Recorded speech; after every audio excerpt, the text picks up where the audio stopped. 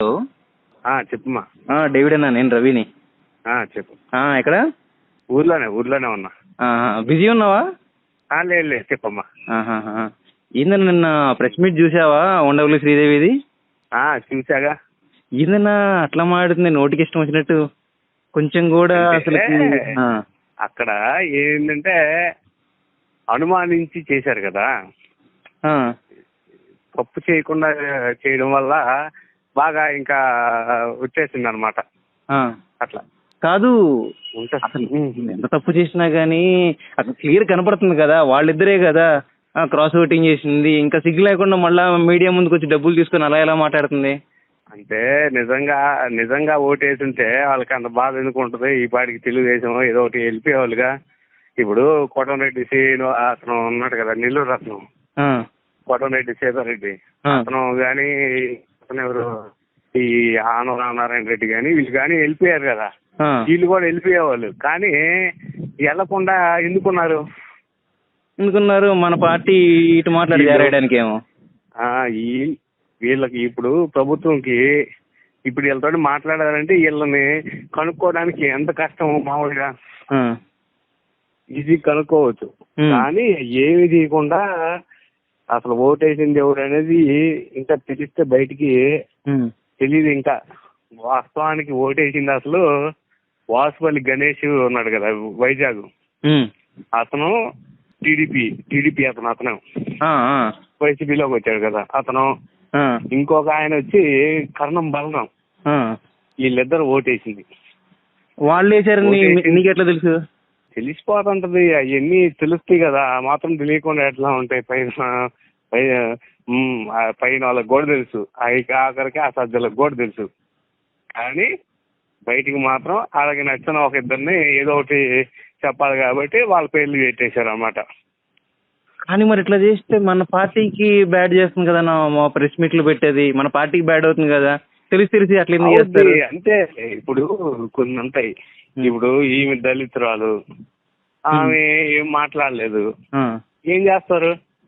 ఇప్పుడు అదే కానీ నేను ఇలా చేశాను అనుకో, ఈ బలరాము వాసుపల్లి గణేష్ అంటే వీళ్ళు తెచ్చుకున్న నిలబెట్టుకోలేకపోయారు, ఇవన్నీ ఉంటది. ఇప్పుడు ఎవరైనా కానీ ఇప్పుడు నీకేమైంది? నువ్వు దగ్గర ఉంటున్నావు, పార్టీ దగ్గరే ఉంటున్నావుగా. ఏముండవమ్మా, ఇప్పుడు లేస్తే ఇతన్ని చూపిస్తారు. ఎవరిని? నందిగామ సురేష్ అసలు కనీసం ఎస్పీ కూడా మాట్లాడతాడో లేదో తెలీదు. ఏంటంటే వాళ్ళని పైకి చూపిస్తారు అంతే. కింద ఇక్కడ మా నియోజకవర్గంలో కూడా ఇదే అన్న, మొత్తం టీడీపీ నుంచి వచ్చిన లీడర్లకే ఎక్కువ ప్రాధాన్యత ఇస్తున్నారు. 4-5 ఏళ్ళ నుంచి కష్టపడ్డాము, మాకు అసలు ఏమీ లేదు. ఇప్పటికి ఫైనల్ లీడర్లు కూడా ఇంకా అట్లా చేస్తే పార్టీ ఎక్కడ నిలబడిద్ది అన్న? ఇంకా అంటే ఇప్పుడు పార్టీ నిలబడాలి ఏం లేదు. ఉండవల్లి చెప్పేది కదా ఆ అమ్మాయి, ఇప్పుడు ఉండవల్లి చెప్పింది కూడా చాలా వరకు నిజాలే, కానీ ఎవరు బయటపడరు. కాదన్నా, ఇప్పుడు నీకు పార్టీకి నువ్వు కొంచెం ఎంతో కొంత దగ్గరే కదా, నువ్వు చెప్పొచ్చు కదా. ఇట్లా తెలుగుదేశం తీసుకోవటం వల్ల కార్యకర్తల్లో కూడా బాగా వ్యతిరేకత వస్తుంది. ఎన్ని మాటలేమో అన్ని చెప్పారు. ఒక్కరిని కూడా తీసుకోము, రాజీనామా చేసి రావాలా ఇదని. ఇప్పుడు తీసుకున్న వాళ్ళందరూ కానీ వాళ్ళే తిడుతుంది కూడా. మళ్ళీ ఈ వల్ల నేను ఈ కొడాలని వీళ్ళందరూ తిడుతుంటే ఎక్కువ మన పార్టీకి నష్టం అయ్యేది వాళ్ళే. అసలు వాళ్ళు కోవట్లో తెలీదు, నిజమేనో తెలీదు, పార్టీకి నష్టం చేస్తుందే వీళ్ళు కదా. ఇవన్నీ జగన్ తెలిసే తెలీదా? కింద చేస్తుందా? జగన్ ఒక క్వార్టర్ వెళ్ళిపోయిందమ్మా. ఆ క్వార్టర్ జగన్ చుట్టూ చేరిపోయింది. వాళ్ళు ఇప్పుడు ఏమీ ఇల్లే పరిస్థితి లేదు. జగన్ ఇప్పుడు అంటారు కదా ఏదో ఒకటి 175 అని, దాని మీద ఉండిపోయాడు. ఇప్పుడు ఇంకా అసలు గ్రౌండ్ రియాలిటీ తెలుసుకోవట్లా. ఇప్పుడు మన గ్రాడ్యుయేట్లు 3 ఓడిపోయారు. ఆల్మోస్ట్ 108 నియోజకవర్గాలు ఓడిపోయినా గానీ ఇంకా కూడా వాళ్ళు తెలుసుకునే పరిస్థితి లేదు. ఇంకొకటి చెప్తున్నా, మీరు పార్టీకి దగ్గర కాబట్టి మీరు ఎట్లయినా ఇవన్నీ చేరేస్తారని చెప్పి చెప్తున్నాను.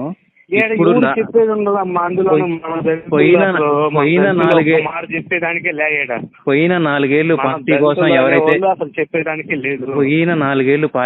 ఎవరైతే కష్టపడ్డారో వాళ్ళు 1 రూపాయి సంపాదించుకోలేదు, మొత్తం అప్పుల పాలయ్యారన్న. ఇప్పుడు నెక్స్ట్ అసలు ఎలక్షన్కి వాళ్ళు రెడీ కూడా లేరు అసలుకి. ఈ తెలుగుదేశం నుంచి వచ్చిన వాళ్ళు మళ్ళీ వాళ్ళు సంపాదించుకుని వాళ్ళ పార్టీకే వెళ్ళిపోతారు. చివరికి లీడర్లను కూడా అసలుకి ఆమె మొన్న లోకల్ బాడీ ఎలక్షన్ అప్పుడు ఎంత కష్టపడి మొత్తం ఉన్న వాళ్ళందరినీ గెలిపించింది, ఇంకా ఏమని కూడా ఇంతే మోసం చేస్తే కనుక ఇంకేముంది. నేను నిన్నటిదాకా ఏమైతే తప్పేమనుకుంటున్నాను.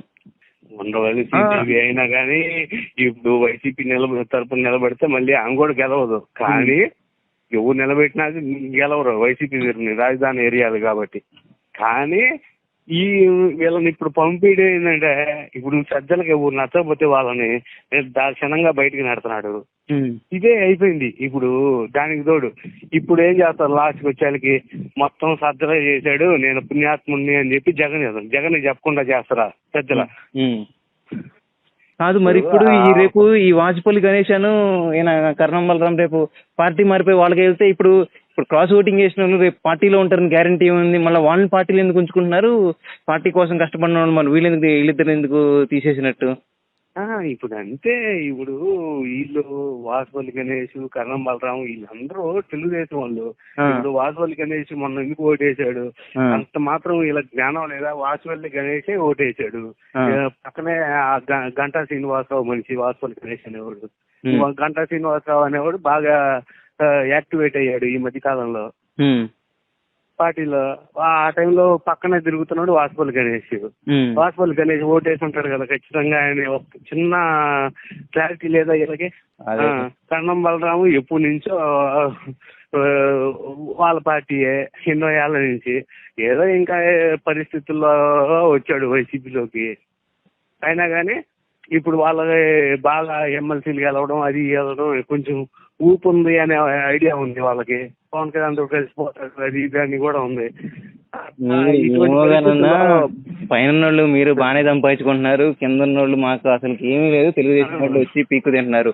రేపు అటు వచ్చినా వాళ్ళే ఉంటారు, ఇటు వచ్చినా వాళ్ళే ఉంటున్నారు. ఏమన్నా మీరు కొంచెం మీరైనా అట్లా పట్ల చెప్పండి పైన వాళ్ళకి. చెప్పే పరిస్థితే లేదు ఇప్పుడు.